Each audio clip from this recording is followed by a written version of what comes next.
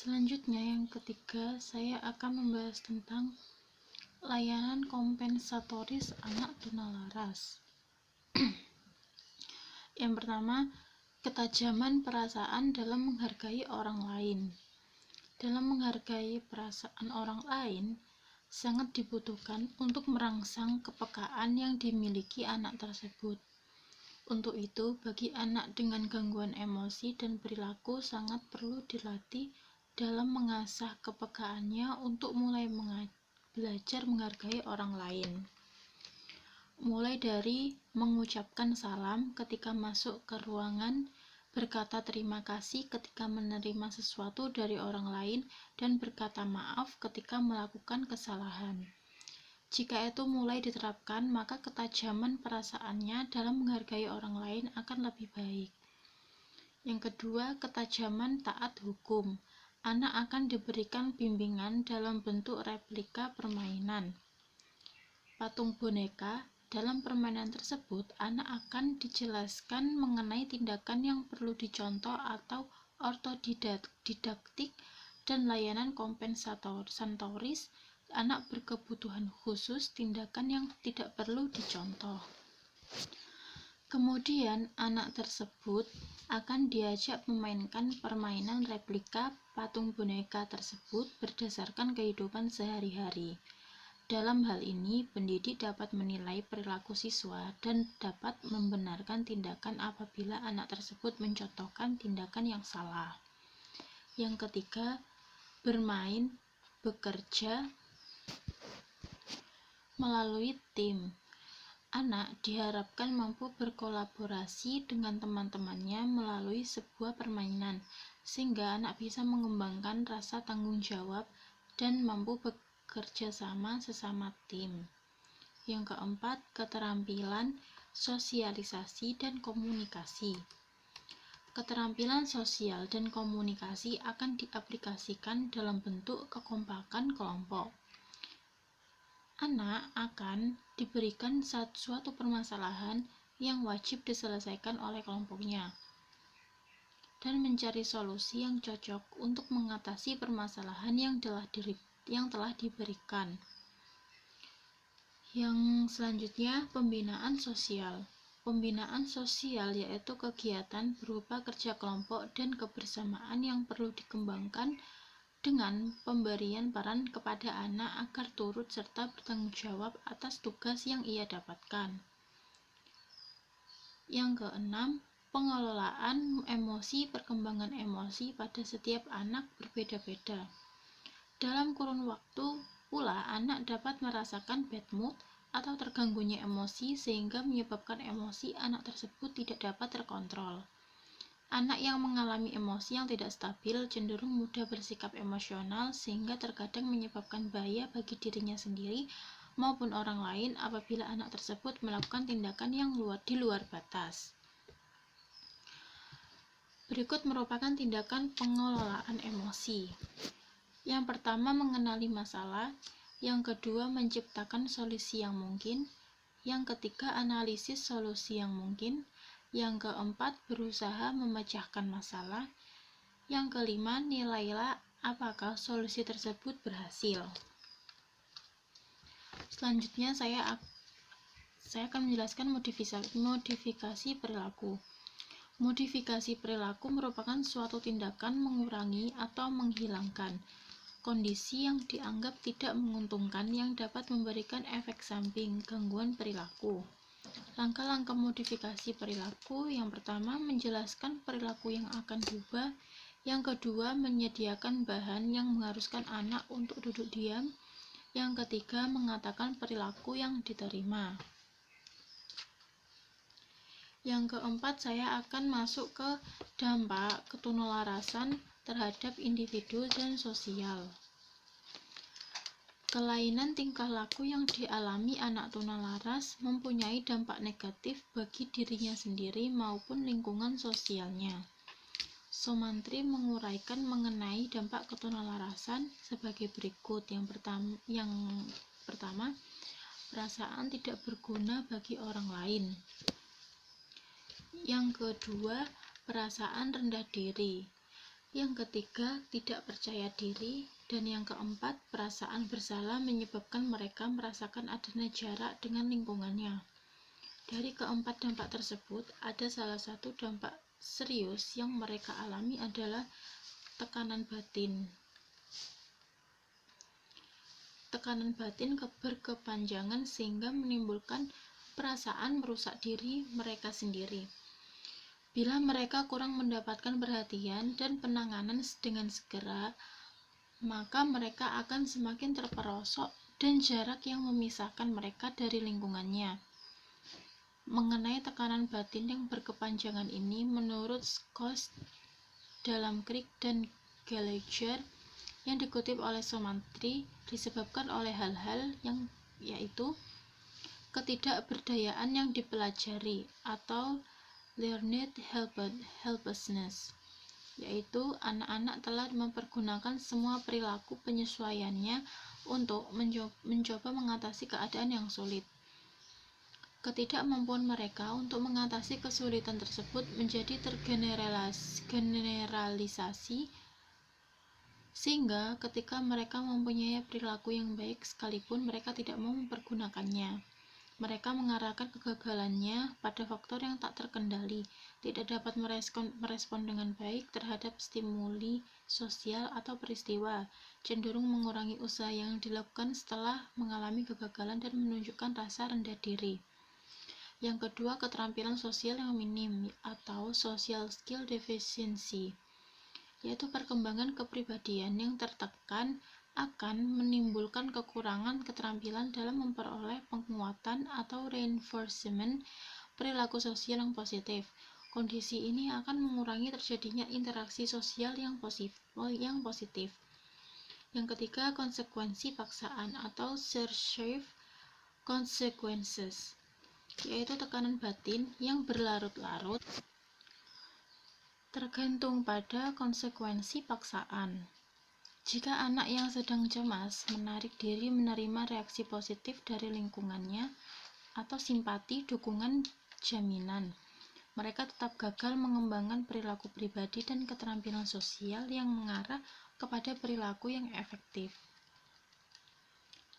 Berdasarkan beberapa pendapat mengenai dampak ketunalarasan, dapat disimpulkan bahwa dampak yang ditimbulkan dari ketunalarasan di individu terlihat dari emosi yang dimiliki anak tunalaras, membuatnya ingin melakukan tindakan-tindakan yang menyimpang dari aturan. Tindakan-tindakan tersebut menimbulkan ketidaknyamanan dan mengganggu kondisi lingkungan sekitarnya, sehingga menimbulkan persepsi yang negatif dari masyarakat yang merasa dirugikan oleh tindakan anak tunalaras tersebut. Oleh karena itu, kondisi yang telah terjadi sangat mempengaruhi sisi psikologisnya, seperti perasaan cemas, tidak bergun, kurang percaya diri. Yang kelima, saya akan masuk ke dampak tunalaras terhadap perkembangan kognitif anak. Dampak tunalaras memiliki kecerdasan yang tidak berbeda dengan anak-anak pada umumnya. Prestasi yang rendah di sekolah disebabkan mereka kehilangan minat dan konsentrasi belajar karena masalah gangguan emosi yang mereka alami. Kegagalan dalam belajar di sekolah seringkali menimbulkan anggapan bahwa mereka memiliki intelijensi yang rendah. Memang, anggapan tersebut tidak sepenuhnya keliru, karena di antara anak yang tunalaras juga ada yang mengalami keterbelakangan mental. Kelemahan dalam perkembangan kecerdasan ini justru yang menjadi penyebab timbulnya gangguan tingkah laku. Masalah yang dihadapi anak dengan intelijensi rendah di sekolah adalah ketidakmampuan untuk menyamai teman-temannya. Padahal pada dasarnya seorang anak tidak ingin berbeda dengan kelompoknya, terutama yang berkaitan dengan prestasi belajar. Para ahli mengemukakan bahwa kecemasan dirinya berbeda dengan kelompoknya menimbulkan kesulitan pada anak dengan cara penyelesaian yang seringkali tidak sesuai dengan cara penyesuaian yang wajar. Ketidakmampuan anak untuk bersaing dengan teman-temannya dalam belajar dapat menyebabkan anak frustasi dan kehilangan kepercayaan pada dirinya sendiri, sehingga anak mencari kompensasi yang sifatnya negatif. Misalnya, membolos, lari dari rumah, berkelahi, mengacau dalam kelas, dan sebagainya. Akibat lain dari kelemahan intelijensi ini terhadap gangguan tingkah laku adalah ketidakmampuan anak untuk memperhitungkan sebab akibat dari suatu perbuatan, mudah dipengaruhi serta mudah pula terperosok ke dalam tingkah laku yang negatif. Di samping anak yang berintelijensi rendah, tidak berarti anak yang memiliki intelijensi tinggi tidak memiliki masalah. Anak berintelijensi tinggi seringkali memiliki masalah dalam penyesuaian diri dengan teman-temannya. Ketidaksejajaran antara perkembangan intelijensi dengan kemampuan sosial mengakibatkan anak mengalami kesulitan penyesuaian diri dengan kelompok anak yang lebih tua, tetapi setara dalam kemampuan mentalnya. Anak yang pintar dengan hambatan ego emosional seringkali mempunyai anggapan negatif terhadap sekolah. Ia menganggap sekolah terlalu mudah dan guru menerangkan terlalu lambat. Masalah lain yang dihadapi anak ini dalam hubungannya dengan orang lain adalah sikap tidak mau kalah. Mereka selalu ingin berhasil dan tidak mau ikut dalam permainan dengan kemungkinan dikalahkan orang lain. Hal ini nampak dari sikap anak yang selalu ingin lebih unggul dari teman-temannya, sehingga apabila suatu waktu dia mengalami kekalahan, maka ia cenderung untuk selalu merasa mudah kecewa. Yang keenam, saya masuk ke perkembangan kepribadian anak tunalaras. Kepribadian merupakan struktur yang unik. Tidak ada dua individu yang memiliki kepribadian sama. Para ahli mendefinisikan kepribadian sebagai suatu organisasi yang dinamis pada sistem psikofisis individu yang turut menentukan caranya yang unik dalam menyesuaikan diri dengan lingkungannya. Kepribadian akan mewarnai peranan dan kedudukan seseorang dalam berbagai kelompok dan akan mempengaruhi kesadaran sebagai bagian dari kepribadian akan dirinya. Dengan demikian, kepribadian akan menjadi penyebab seseorang berperilaku menyimpang. Manifestasi kepribadian yang teramati tampak dalam interaksi individu dengan lingkungannya, dan pada dasarnya interaksi ini sebagai upaya bentuk pemenuhan kebutuhan. Tingkah laku yang ditampilkan orang ini erat sekali kaitannya dengan upaya pemenuhan kebutuhan hidup. Sejak lahir, setiap individu sudah dibekali dengan berbagai kebutuhan dasar yang menuntut pemenuhan individu.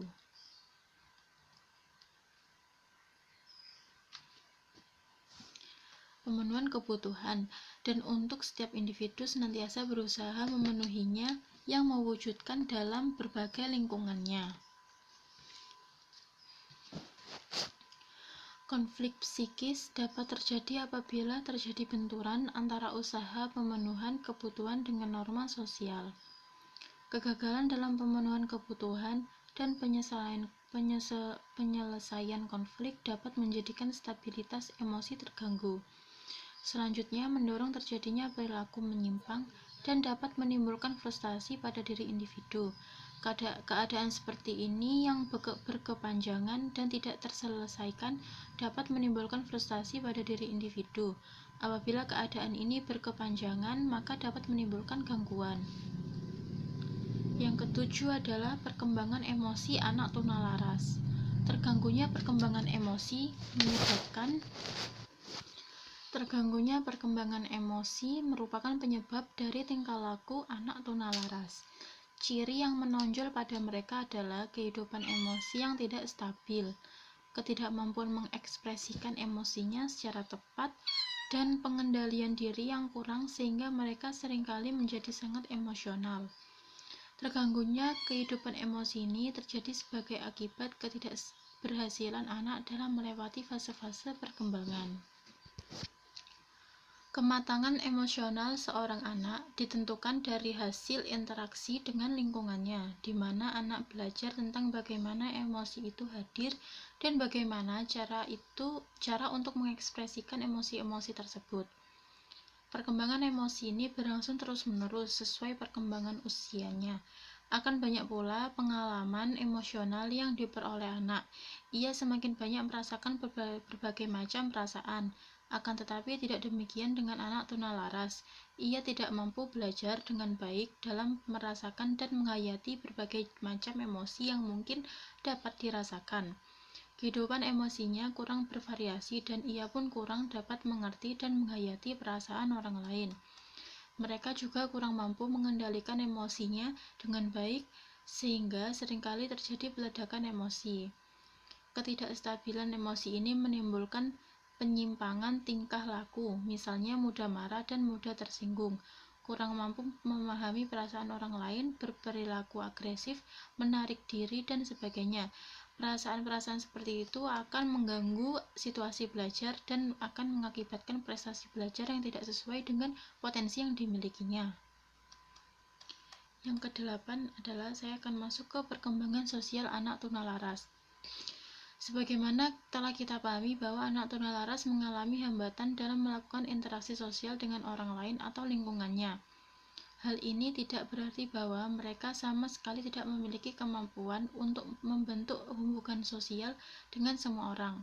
Dalam banyak kejadian, ternyata mereka dapat menjalin hubungan sosial yang sangat erat dengan teman-temannya. Mereka mampu membentuk suatu kelompok yang kompak dan akrab serta membangun ketertarikan antara yang satu dengan lainnya. Anak tunalaras memiliki penghayatan yang keliru, baik terhadap dirinya sendiri maupun terhadap lingkungan sosialnya. Mereka menganggap dirinya tidak berguna bagi orang lain dan merasa tidak berperasaan. Oleh karena itu, timbullah kesulitan apabila akan menjalin hubungan dengan mereka. Apabila berhasil sekalipun, mereka akan menjadi sangat tergantung kepada seseorang yang pada akhirnya akan menjalin hubungan sosial dengannya.